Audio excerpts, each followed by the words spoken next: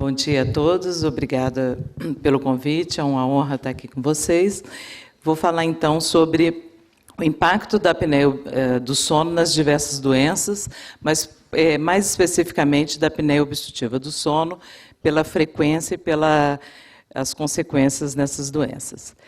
Bem, nós temos uma lista de doenças que são associadas à apneia obstrutiva do sono, principalmente porque a apneia do sono, com essas doenças cardiovasculares, metabólicas, doenças pulmonares, disfunção erétil, refluxo, glaucoma, e a lista continua, elas têm em comum um tripé. Geralmente acontece em homens, depois de uma certa idade, e hoje em dia a sobrevida vai aumentando, então nós temos idosos que vão apresentando cada vez mais problemas e a obesidade.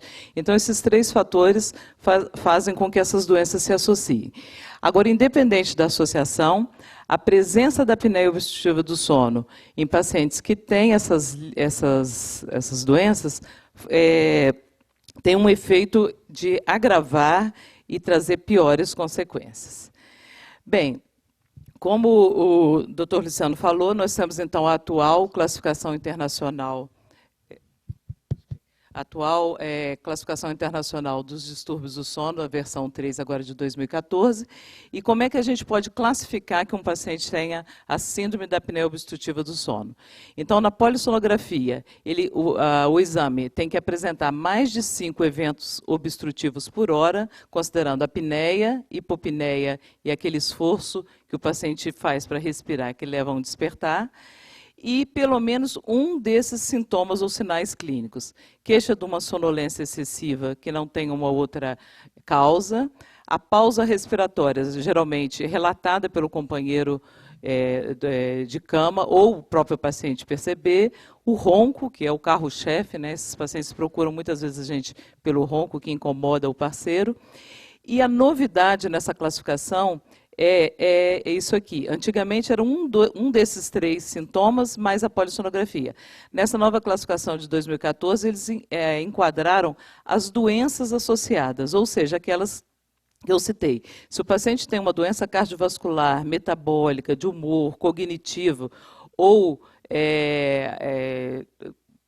de cardiovascular, diabetes, ele pode ser classificado como portador da síndrome. Então, vocês imaginam, uma pessoa que tem uma hipertensão arterial, um diabetes, já tem na polissonografia mais de 5 eventos por hora, ele seria portador da síndrome da apneia obstrutiva do sono. Então, o critério ficou mais amplo, né? Nós fizemos um estudo epidemiológico aqui na cidade de São Paulo, que 32,8% das pessoas têm apneia do sono, considerando essa classificação mais antiga. Agora, se a gente for usar essa classificação, 100% da população tem apneia, né? É só você pegar um hipertenso, um diabético e fazer uma polissonografia.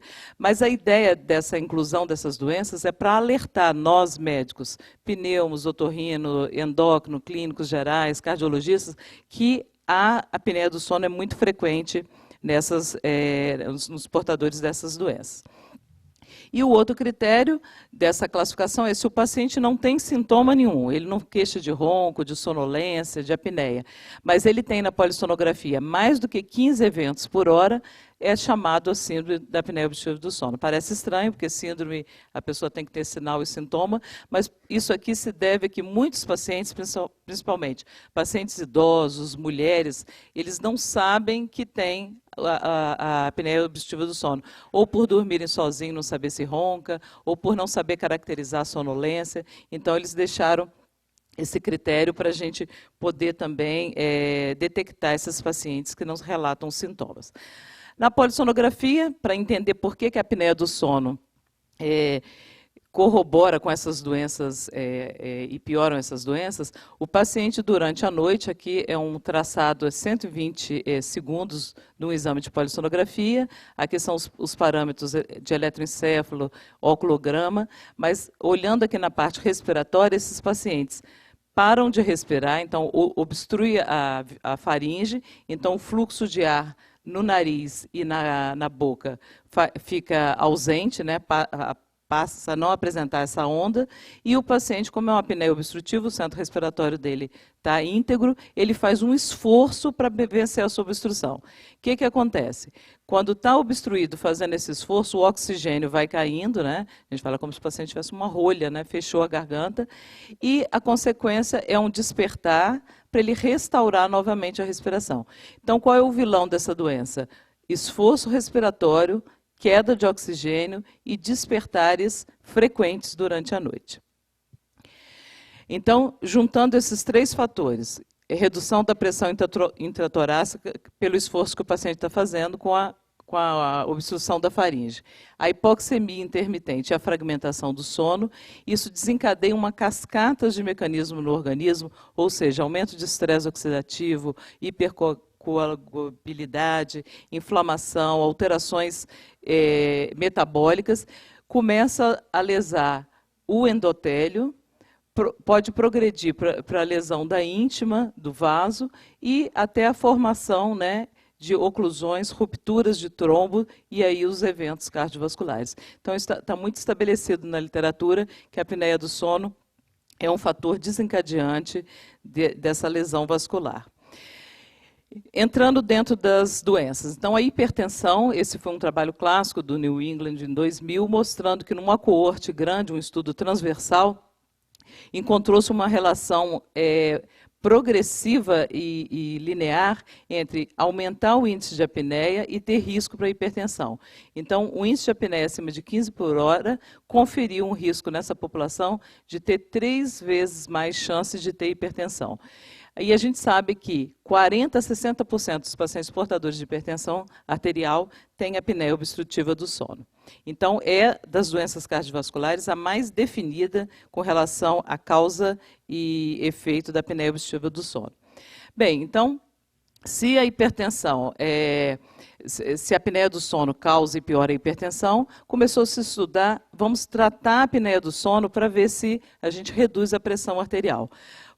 Os estudos são um pouco decepcionantes, ou seja, aqui é uma meta-análise, analisou 32 estudos avaliando o efeito do CPAP na redução da pressão arterial. Será que a gente pode falar com o paciente, ó, você vai usar o CPAP, pode tirar o seu antihipertensivo.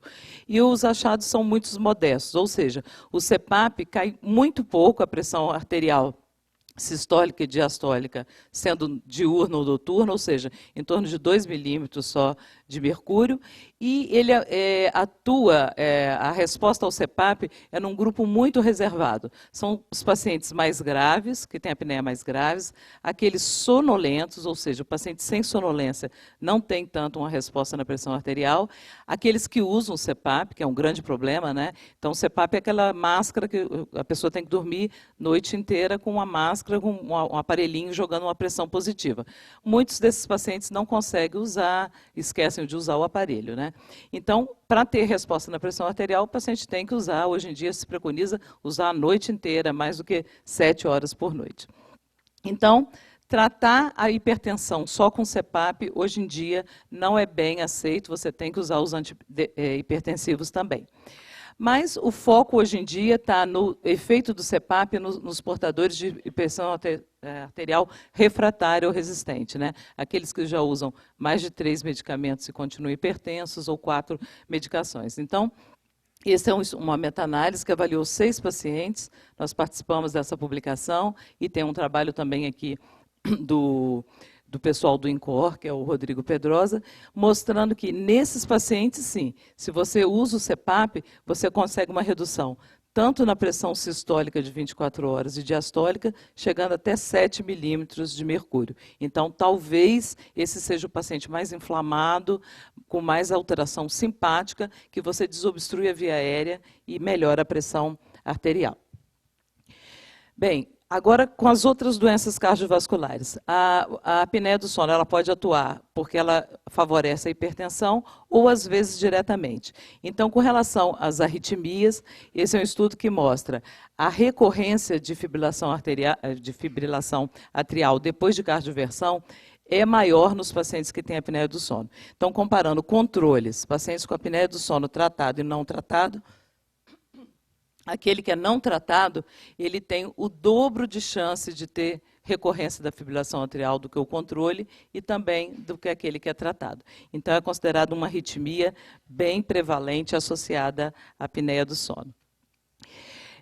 Caminhando um pouco, a doença arterial coronariana. Então, tem vários estudos mostrando que quando o paciente faz apneia obstrutiva, é muito comum, se você tiver um eletrocardiograma, você vê em alguns pacientes um infradesnivelamento, mostrando já uma demanda cardíaca aumentada, e aquela hipóxia prejudicando a irrigação do miocárdio. Esse é um trabalho interessante, que é um trabalho prospectivo, em que 56 pacientes foram avaliados que já tinham tido um primeiro infarto. Então, o paciente infartou, eles avaliaram do ponto de vista da lesão do miocárdio. E metade desses pacientes tinham apneia obstrutiva do sono. Então, se vocês verem aqui, a barrinha azul é quem não tem apneia, não tem distúrbio respiratório, e a barrinha verde é quem tem apneia do sono. Então, a área de risco antes do infarto era semelhante, mas quando eles infartaram, quem tinha apneia obstrutiva do sono, logo no momento do infarto e depois de 3 meses, a área do infarto era maior em quem tinha apneia do sono do que aquele que não tinha. E o interessante, depois de 3 meses, o paciente que tinha apneia do sono tinha uma área de recuperação, que eles falam, a área de salvamento do miocárdio que não foi lesada, menor. Ou seja, a apneia do sono favorece a não revascularização e a progressão do infarto. E, numa análise de correlação, quanto maior o IEH, né, a gente vê que essa área de não repercussão, de reperfusão é maior. Então, seria um fator adicional à lesão coronariana. Com relação à insuficiência cardíaca, muitos pacientes com insuficiência cardíaca, quando são tratados e têm apneia obstrutiva do sono, então, comparado com o grupo controle que não tratou a apneia obstrutiva do sono e aqueles que trataram, ocorre uma melhora da fração de ejeção do coração. Então, você tirar a hipoxemia, o despertar excessivo à noite, você melhora a função cardíaca. E esse estudo aqui foi do nosso grupo, é um estudo interessante, em que foi avaliado tratar a apneia do sono em pacientes que ainda não tinham uma função cardíaca alterada, ou seja, o ecocardiograma era praticamente normal. O que a gente observa? Aqueles que trataram com CPAP, houve uma relação nessa fração de enchimento rápido e contração atrial, ou seja, o coração começa a ter uma melhora mesmo antes de evoluir para uma insuficiência cardíaca, ou seja, uma função diastólica borderline alterada, o CPAP já estaria protegendo. E, finalizando a parte cardiovascular, tem alguns estudos mostrando, tinha um estudo espanhol do Marin, que foi publicado em 2005, mas esse estudo alemão é mais recente, com um número maior de pacientes, mostrando que, ao longo do tempo, quem tem apneia obstrutiva do sono, principalmente a grave, diminui a proporção de viver sem eventos cardiovasculares fatais ou não fatais, ou seja, ele tem mais evento e mais chance de mortalidade. E quando eles fazem uma análise de regressão, claro, a idade, a doença coronariana ou cardíaca prévia é importante, mas a dessaturação, a queda do oxigênio à noite, foi preditivo desses eventos cardiovasculares de mortalidade. Até o momento, todos esses estudos de morte cardiovascular, de eventos na apneia do sono, são estudos observacionais, ou seja, pode ser aqui que tenha viés. Quem está morrendo mais pode também ser porque ele não toma um antihipertensivo, que ele é dislipidêmico, ele fuma, e não ser necessariamente só a apneia. Mas está finalizando um estudo multicêntrico, nós participamos também, que chama SAVE, em que nós pegamos pacientes que já teve infarto ou já teve um AVC e randomizamos para usar o CPAP ou não. Então, o estudo é prospectivo e de intervenção. Não temos análise ainda, o Brasil participou com 3, 4 centros, tem o mundo inteiro, mas parece que foi favorável, ou seja, talvez o CPAP realmente proteja, ou seja, a apneia do sono é um fator de risco para essas doenças cardiovasculares graves. Andando um pouquinho mais, a apneia do sono na repercussão das doenças metabólicas. Então, vários estudos de associação, de caso controle e observacionais, parece que existe uma associação entre ter a apneia obstrutiva do sono e já ter uma intolerância à glicose, uma resistência à insulina e, quem sabe, até ser portador de diabetes. E esse estudo aqui recente mostrou o seguinte, o autor pegou 431 pacientes, 35% deles tinha síndrome metabólica. E ele comparou 4 grupos. A barrinha mais clara é aquele paciente que não tem nem síndrome metabólica nessa amostra, nem apneia. A barrinha um pouquinho mais escura do lado é aquele que não tem a síndrome metabólica, mas tem apneia. A outra barrinha mais escura é aquele que só tem a síndrome metabólica, e a outra é que tem a síndrome metabólica e que tem apneia, ou seja, esse aqui teria as duas condições associadas. Então, como vocês podem ver, quem tem as duas condições associadas tem maior circunferências corpóreas, tem maior porcentagem de HDL reduzido, maior porcentagem de valor de triglicerídeos, de pressão arterial e de glicose. Ou seja, a apneia do sono, junto com a síndrome metabólica, aumenta, é um fator aditivo para toda a desregulação glicêmica e lipídica. E nesse estudo também eles avaliaram a função do endotélio naquela técnica que você insufla um cuff, né? Deixa a ausência de fluxo, depois solta o cuff e vê o quanto o fluxo periférico capilar aumenta. Então, quando esse fluxo é bom, sinal de que a pessoa não tem disfunção endotelial. E nesse trabalho eles viram quanto maior o índice de apneia, menor o fluxo, então, ou seja, a apneia causando uma lesão endotelial e não tendo aquela função normal de vasodilatação. E, finalizando, eu estou falando só das principais doenças, né? Infelizmente, não dá tempo da gente falar de disfunção erétil, glaucoma, refluxo que a apneia provoca. Eu foquei nas principais. Aqui, a doença pulmonar obstrutiva crônica. Então, esse é um trabalho comparando pessoas com só doença pulmonar obstrutiva, DPOC, com aqueles que, além do DPOC, têm apneia, que é chamada overlap síndrome. Então, você imagina uma pessoa com doença pulmonar obstrutiva, alguns deles com grau mais acentuado já, com hipoxemia durante a noite pela doença pulmonar. Se acrescido a isso, ele é gordinho, fecha a garganta e tem episódios de hipoxemia em cima daquela hipoxemia que ele já tem. Então, a overlap tem uma consequências sérias. Esse paciente tem mais risco de hipertensão pulmonar, insuficiência cardíaca direita. Então, nesse trabalho aqui, comparando quem tem só DPOC, quem tem DPOC e apneia, e aquele que tratou com CPAP e não tratou, aquele paciente que tem a síndrome grave e não trata, ele tem uma taxa de sobrevida pior do que aquele que só tem o DPOC ou que tem a apneia tratada. E também tem mais porcentagem de exacerbação, né, dos episódios de infecção e de broncoespasmo. E, finalizando, um trabalho daqui do Brasil, em que a Sônia participou com um grupo lá do Servidor Público Estadual, comparando, eram pacientes com DPOC grave, já usavam oxigênio, 95 deles tinham a síndrome de overlap, ou seja, tinha apneia também. Foi comparado aqueles que usaram o CPAP e que não usaram o CPAP.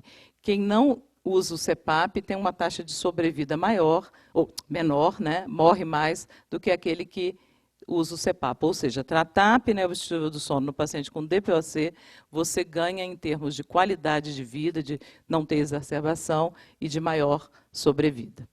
Então, gostaria de agradecer, depois estaria disposta a responder qualquer pergunta. Obrigada.